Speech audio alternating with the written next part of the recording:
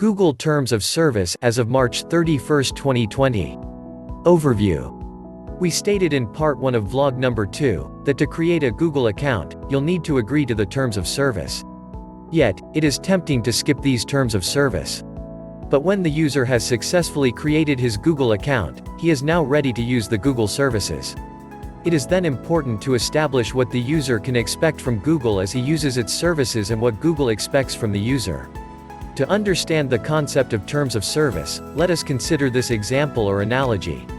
Supposing you and your friend entered into a contract of lease of a building. You are the lessee and your friend is the lessor. The following may be the terms and conditions of your contract of lease. 1.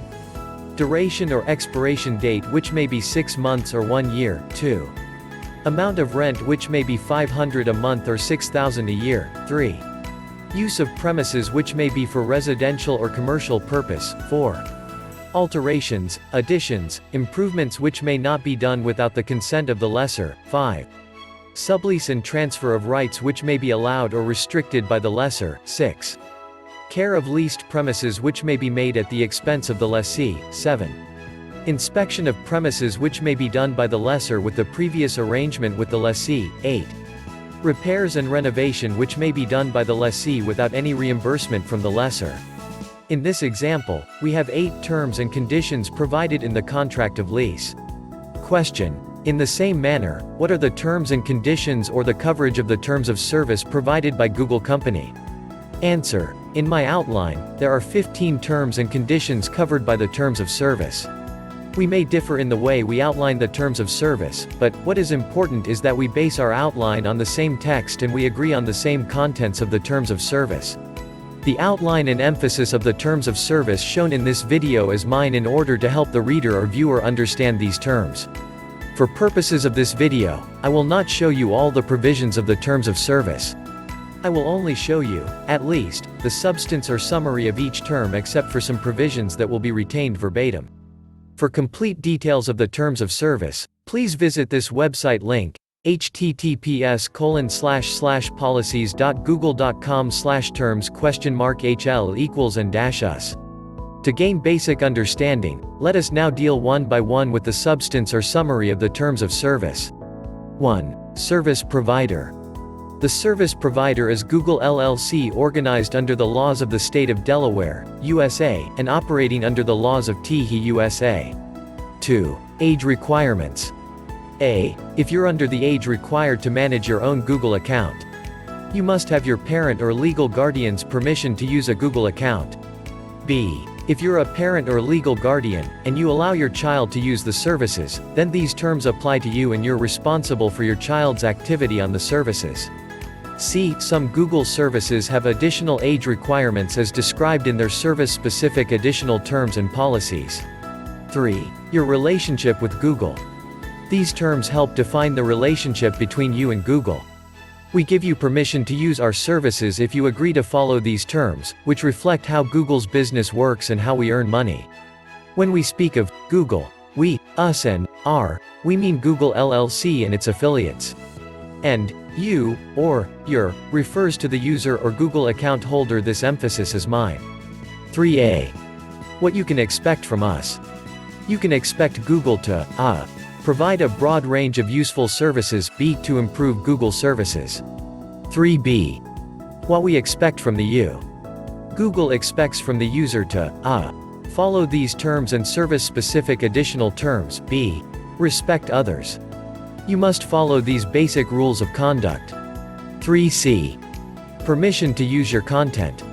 If you choose to upload or share content, make sure you have the necessary rights to do so and that the content is lawful. 4. License. Your content remains yours, which means that you retain any intellectual property rights that you have in your content, or you may have the right to share someone else's creative content if they've given you their permission. We need your permission if your intellectual property rights restrict our use of your content. You provide Google with that permission through this license. 4a. What's covered by the license? This license covers your content if that content is protected by intellectual property rights. 4b. What's not covered by the license? This license doesn't affect your privacy rights, it's only about your intellectual property rights. This license doesn't cover these types of content. 1. Publicly available, factual information that you provide. That information doesn't require a license because it's considered common knowledge that everyone's free to use. And 2. Feedback that you offer to improve our services. 4c.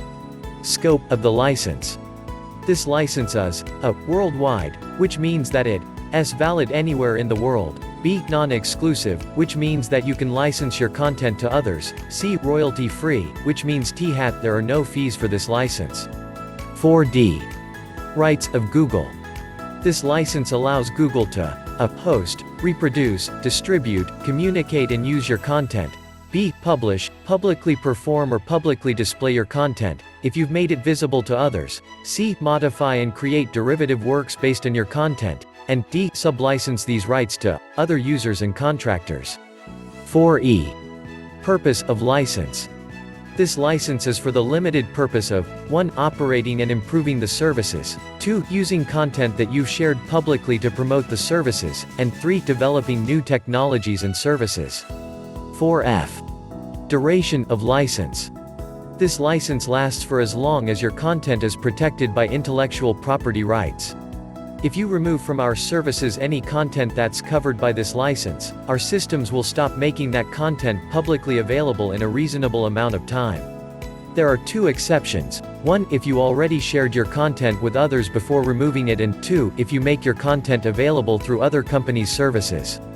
5. Using Google services. 5a. Your Google account.